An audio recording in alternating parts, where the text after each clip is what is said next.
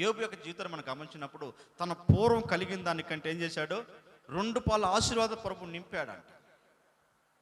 కారణం ఏంటి?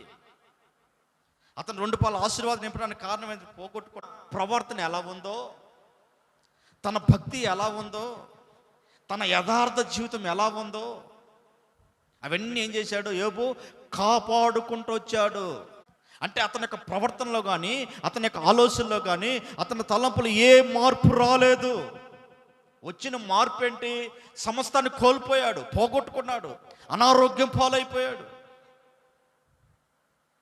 సమస్తం దూరం అయిపోయినా కూడా సర్వం కలిగి ఉన్నప్పుడు అలానే ఉన్నాడు, సమస్తం కోల్పోయినప్పుడు కూడా అలానే ఉన్నాడు. అలాంటి వ్యక్తిని ప్రభు ఇప్పుడు ఏం చేశాడు? తన కోల్పోయిందంటే, పోగొట్టుకుందంటే తిరిగి 2 పాల ఆశీర్వాదాలతో ప్రభువు నింపాడు. ఆమె